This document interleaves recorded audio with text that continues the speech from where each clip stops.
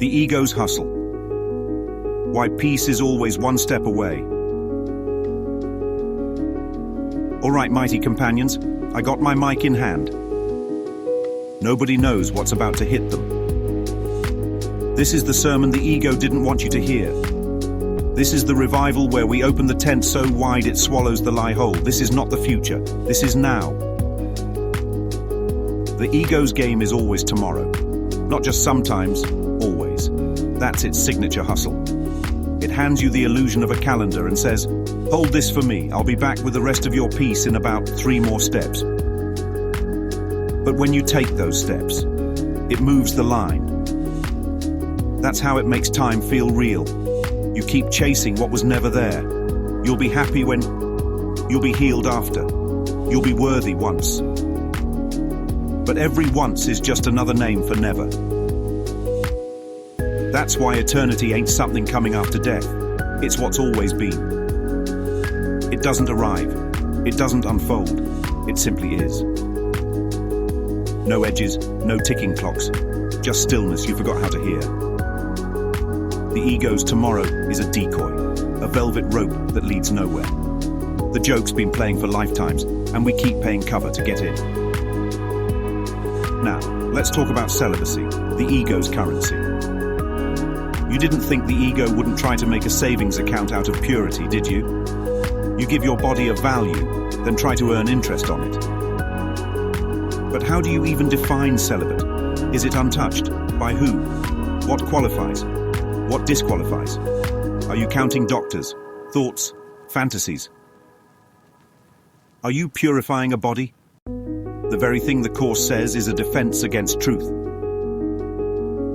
You're polishing the lock on a door that was never locked. You're trying to make a shadow worthy of light. That's not holiness. That's bargaining with an illusion. And you wonder why peace still feels far. Because the truth was never in the flesh, it was in the release. You don't withhold to become sacred. You let go to remember you always were. And now you think you're getting into God's will by doing more, reading more, trying more, fixing more. Man, if it's God's will, what can you add to it? God don't need your hustle. He doesn't require your strategy. This ain't a group project.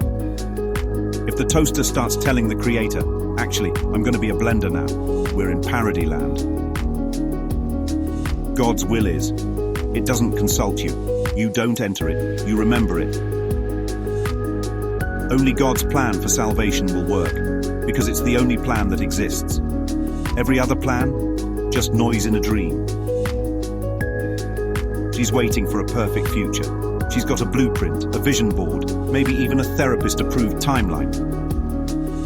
But how do you have a perfect not now? How do you live in delay and call it trust? You're waiting for everything else to hold still while you get your act together. But life ain't still. God flows, the ego freezes. One breathes presence, the other manufactures preparation. You can't rearrange the dream and make it holy. The only holiness is waking up. The carrot is always out of reach, always. Even when you get it, the ego moves the prize. It's built into the game code. You say, "I just want love." The ego says, "You need to earn it." You say, "I earned it." The ego says, "Not like that." You say, "Okay, what now?" The ego gives you a new list. And you call that growth? That's not growth. That's captivity with a nicer outfit. There's always a next step.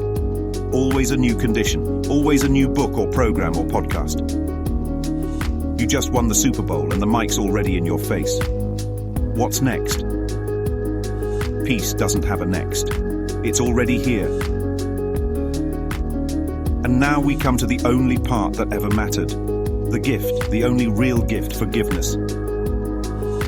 Not the moral one. Not the, "I guess I'll let it go" one. The undoing, the crack in the matrix, the hammer to the stage floor of the ego's theatre. You only need it once.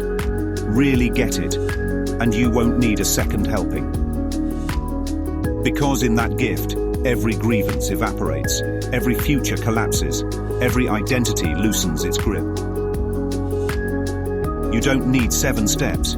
You don't need behavior management. You don't need celibacy contracts or suffering trophies. You just need release. And once you practice that, once you live that, every other answer fades. Every other problem bends. Not because life gets easier, but because you're not trying to rearrange illusions anymore. The ego gives you 10,000 plans. God gives you one. You forgive, you wake up, you rest, you don't need anything else. And now the crowd's quiet. The mic's still hot, but the voice behind it is still. Because the truth just landed, and there's nothing left to say.